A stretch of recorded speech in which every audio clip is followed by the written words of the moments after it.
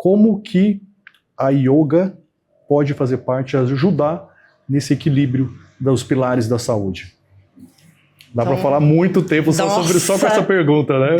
Dá para falar muito. Eu falo que a prática do yoga, e você sabe disso porque a gente pratica, ela é sustentada em 3 pilares: corpo, mente e respiração. A prática em si, o ritual que a gente senta para praticar. Só que não é só isso, ela impacta, ela reverbera, ela ecoa em outros 6 pilares que são primordiais para a nossa existência como seres humanos. E por que eu falo isso? São anos de estudos, não só de yoga, mas também de Ayurveda, também de outras práticas de bem-estar e autoconhecimento que vão se integrando. Então, o que eu percebi? A espiritualidade é um pilar muito forte que a gente tem que realmente alimentar. E quando eu falo espiritualidade, não é religião. Cada um pode ter, é livre para ter a sua religião, mas espiritualidade eu vejo muito como a gente cultivar uma vida interior. É o seu momento de olhar para dentro, de falar com você, ou com aquela voz maior que sustenta a vida, ou com aquilo que é maior que sustenta a vida. Eu acho que todos nós aqui acreditamos, nem que pode ser Deus, pode ser Alá, pode ser a consciência, pode ser a árvore, pode ser a terra, pode ser a natureza, mas a gente crê que algo maior rege a vida. Então, é a gente cultivar esse espaço interior, dessa conexão, sabe? Desse resgate para dentro. Então, a espiritualidade, o cuidado com o corpo, não só exercício físico, mas vários tipos de cuidado com o corpo, né? A prática de yoga entra aí.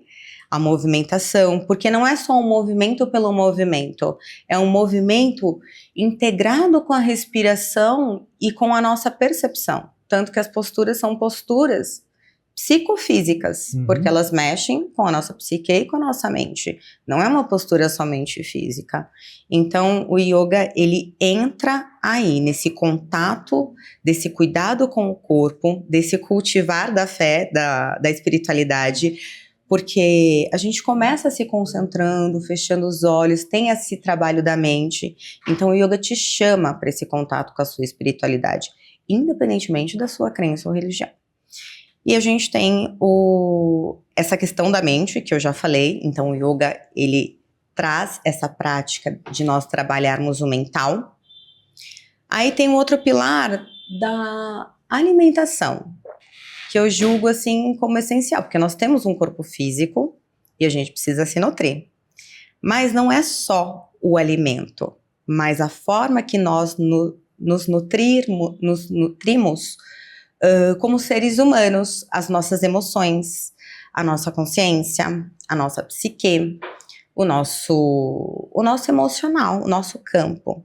Então, aquilo que a gente consome de leitura, de relacionamento, de conversas, de interação, de filmes, de cultura, tudo, isso é um alimento.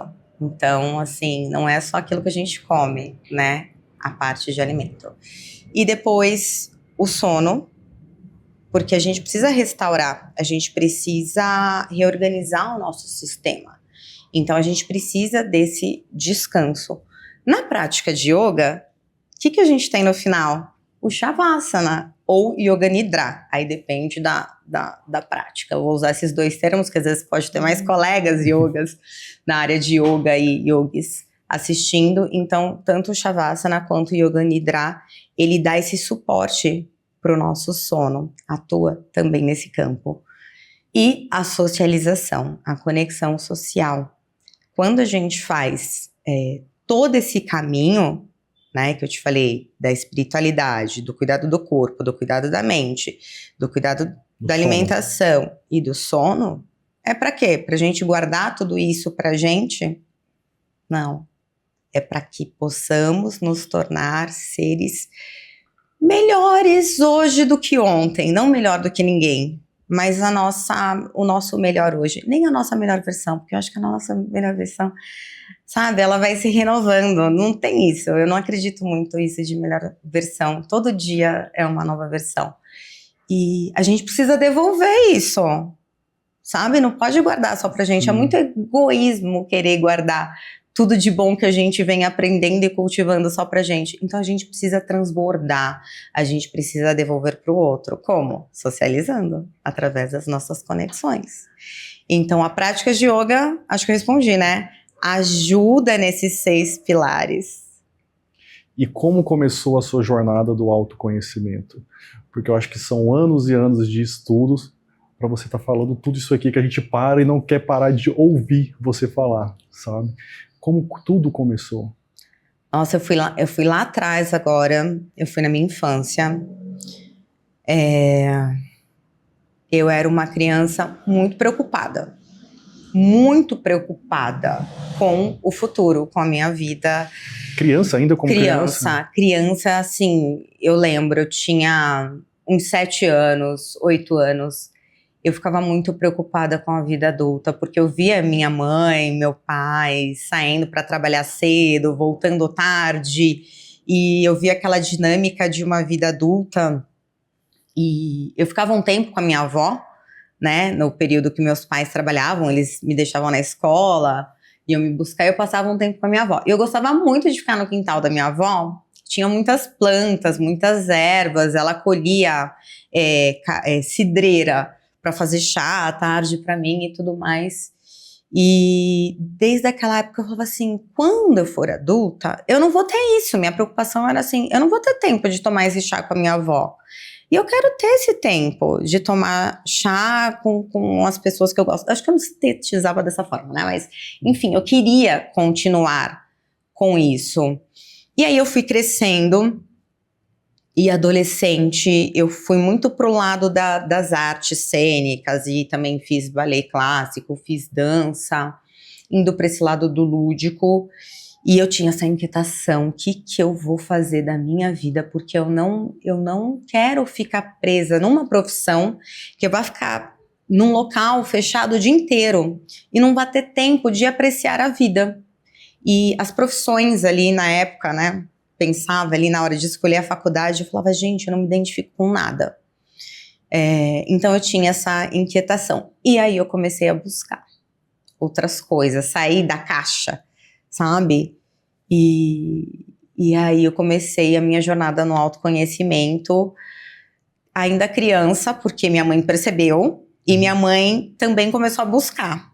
Então ela me levou na numeróloga, na astróloga. Ela ficou preocupada? Ela ficou um pouco preocupada. Porque não é comum uma criança tão preocupada com o futuro, né? Ela ficou preocupada, e aí alguém disse pra ela, numa dessas pessoas que ela me levou, eu não lembro quem, falou assim, olha, você precisa deixá-la encontrar o caminho. Você orienta, mas ela tem um feeling. E eu lembro que minha mãe me levava e falava, você gostou? E como é que foi? E eu falava, gostei. E aí eu falava, mãe, eu quero fazer curso de Reiki. Aí minha mãe, eu com 14 anos, minha mãe, tá bom, vai fazer o curso de Reiki. Mas minha mãe nunca foi dessa jornada, ela me deixava aí. Aí eu, mãe, agora eu quero saber sobre alimentação natural. Tá bom, vamos pesquisar sobre alimentação. E eu fiquei vegetariana um tempo. Em casa todo mundo carnívoro, fazendo churrasco e tudo mais. Mas aí teve uma época que eu fui vegetariana. Hoje eu não sou mais. Mas eu fui vegetariana, embarquei numa jornada. E foi assim.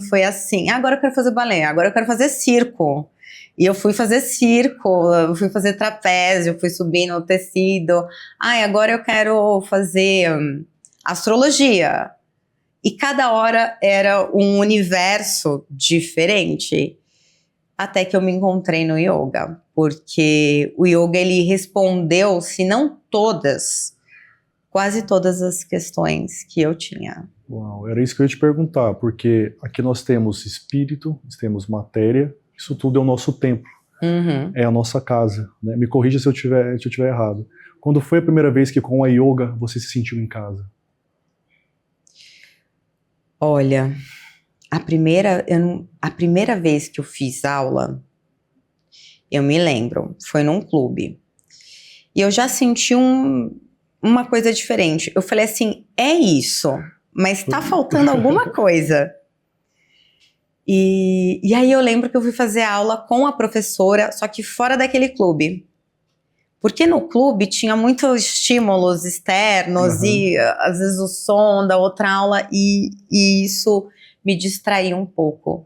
E aí quando eu fui no estúdio dessa professora, que era um pouco mais silencioso, e o silêncio por quê? Porque o silêncio ajuda a gente a se escutar. Às vezes eu falo, a gente não gosta do silêncio porque tem tanto barulho dentro que fica confuso, né? Quem não gosta do silêncio, porque às vezes é porque tem mais barulho dentro do que fora.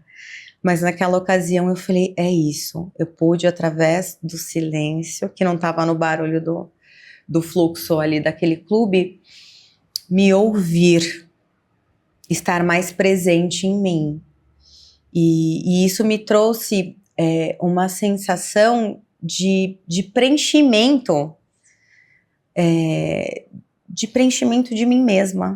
Me senti preenchida porque parece que sempre tem alguma coisa faltando, né? Quando eu tiver aquele carro, ai, eu acho que eu vou estar mais feliz. Ai, quando eu comprar aquele vestido, ai, aquela bolsa, aquele sapato, ai, quando eu fizer aquela viagem, ai, quando eu for mãe, então, assim, quando eu passar na faculdade, acho que são tantas coisas que vão rondando a gente na nossa existência como ser humano. E ali, com 15 anos,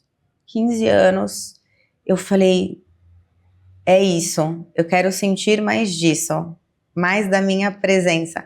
Porque o mundo, ele é muito bom, mas dependendo da forma como a gente se entrega no automático, a gente se perde muitas vezes e ele acaba acelerando a gente, né? E é normal, só que eu acho que a gente tem que saber o caminho de volta. E o yoga, ele faz isso comigo. E não é que eu não me perca hoje, depois de 25 anos praticando, 23 eu acho. Eu me perco muitas vezes, mas aí eu vou pro meu tapete, eu vou pro meu silêncio e eu consigo voltar pro meu caminho, eu consigo voltar pro meu trilho. E não que eu não vá me perder de novo, eu posso me perder muitas vezes, mas sempre que eu volto ali, ele ajuda a me resgatar, a me reconectar, a ouvir a minha voz interior. E isso é muito bom.